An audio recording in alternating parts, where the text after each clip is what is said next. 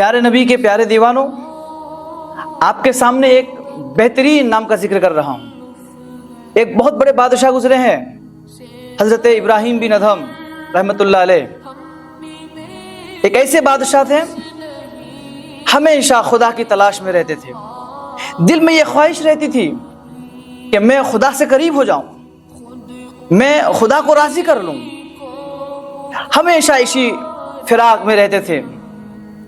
एक दिन अपने महल के नरम नरम गद्दों में रात की तिहाई हिस्से में बादशाह इब्राहिम बिन अदहम आराम कर रहे हैं। रात का तिहाई हिस्सा है, गौर करें आप, बादशाह है वो, नरम नरम गद्दों में आराम कर रहे हैं। अचानक छत पर से धमधमाहट की एक आवाज आई। बादशाह इब्राहिम बिन अदहम उठे। उठने के बाद छत के ऊपर गए। आवाज दी, कौन है?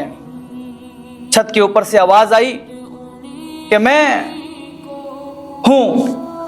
हजरत इब्राहिम बिन अदहम कहने लगे, इतनी रात में यहां बादशाह के महल पर क्या कर रहे हो? उस शख्स ने जवाब दिया, बादशाह, मेरा ऊंट खो गया है, मैं अपना ऊंट तलाश कर रहा हूं।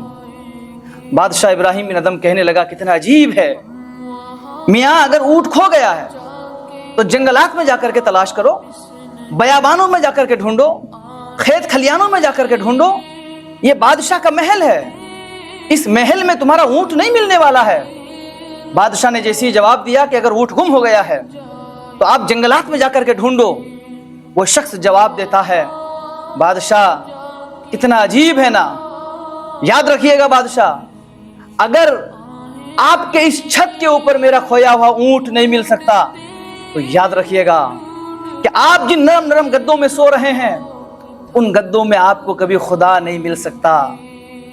यकीन जाने वो बादशाह जिनके दिल में हमेशा ये चाहत थी कि मैं खुदा को राजी कर लूं, खुदा से करीब हो जाऊं, झंझोड़ कर रख दिया ये जुमला। बादशाह नीचे आया और सो गया। सुबह उठा, जहन तो पहले ही से बोर था। दरबार सजाया गया, तमाम नौकरों को, वजीरों को, दरबानों को बुला करके दरबार सजाने के बाद बादशाह अपनी शाही महल में आकर के खड़ा हुआ।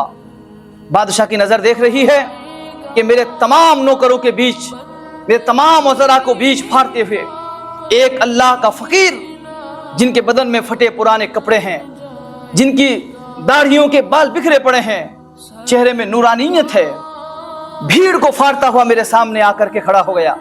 आकर कहने लगा, बादशाह, आज आपने दरबार लगाया है, जरूर कुछ ना कुछ खुशी हुई होगी, लेकिन मेरा एक सवाल है बादशाह। कहने लगा, क्या है? कहने लगे, ये जो पीछे मुसाफिर खाना है, मुझे इस मुसाफिर खाने में कुछ दिन रहने की आप इजाजत दे। हजरत इब्राहिम बिन अदहम कहने लगे कि अपने आप को देखो, अपने हुलिये को देखो, अपनी जिंदगी को देखो, आप अपने लिबास को देखो, आप इस महल को मुसाफिर खाना कह रहे हो। आपको समझ में आनी चाहिए कि ये कोई मुसाफिर खाना नहीं, ये कोई सराय खाना नहीं है, ये बादशाह का महल है, महल। इसको तुम मुसाफिर खाना मत समझो। वो फकीर अपनी नजरें नीचे करके कह रहा है, बादशाह इब्राहिम बिन अदहम, क्या आपसे मैं कुछ सवाल कर सकता हूँ? कहने लगे, पूछिए आप। वो फकीर दबी आवाज में कहता है, बादशाह, ये महल है तो फिर आप मेरे सवाल का जवाब दें कि इस महल में आपसे पहले कौन रहता था? कहने लगे, मेरा बाप। कहने लगे, उससे पहले कौन रहता था? कहने लगे, मेरा दादा। का उससे पहले कौन रहता था? का मेरा परदादा। का अब कौन रह रहा है? का मैं रह रहा हूं। का फिर आपके बाद कौन रहेगा? बादशाह कह रहा है, मेरे बाद मेरा बेटा रहेगा। वो फकीर कह रहा है, बादशाह, अब आप बताएं, मुसाफिर खाना किस चीज को कहा जाता है? मुसाफिर खाना वही ना है जिसमें हर आने वाला हमेशा के लिए नहीं रहता है, बल्कि आता है और चला जाता है। बादशाह, ये महल आपकी नजरों में है, लेकिन मेरी नजरों में ये मुसाफिर खाना है। इब्राहिम बिन अदहम रहमतुल्लाह अलैह को खुदा की तलाश थी, खुदा तबारक व तआला के करीब होने के रास्ते ढूंढ रहे थे। जैसे ये जुमला सुना, उनका जहन और भी झंझोड़ कर रख दिया। उठे, उठ करके अपने घर वालों से ये मशवरा किया कि आज के बाद मैं ये बादशाहियत को हमेशा हमेशा के लिए ठुकरा रहा हूँ। निकल कर चले गए जंगलों में, बयाबान में चले गए, जंगलों में अपनी जिंदगी गुजारने लगे। सालों जिंदगी जंगलों में गुजारने लगे। दरियाओं के किनारे बैठ करके अल्लाह अल्लाह किया करते थे। हालात ऐसी बना ली उन्होंने, जिंदगी उन्होंने ऐसी बना ली कि अपने बदन के कपड़े खुद सिल करके पहना करते थे। अचानक बादशाह इब्राहिम बिन अदहम दरिया किनारे बैठ करके अपने बदन का कमीज जो फट गया था बुरी तरह से, उसको बैठ करके सिल रहे हैं। प्यारे नबी के प्यारे दीवानों और इमामुल अंबिया के गुलामों, जरा गौर तो करो, अपने कपड़े खुद सिल रहे हैं। वक्त का बादशाह था, हजारों की तादाद में लश्कर, नौकर, वजीर उनके आगे पीछे घूमा करते थे। आज कपड़े खुद सिल रहे हैं। अचानक उनकी आंखें देखी कि वही फकीर जिन्होंने मेरे महल में आकर के मुझे झंझोड़ा था, उनका गुजर उधर से हुआ। कहने लगा अस्सलाम वालेकुम, जवाब दिया गया वालेकुम अस्सलाम। कहने लगे बादशाह, जिस चीज की तलाश में हो वो तुम्हें मिला कि नहीं मिला?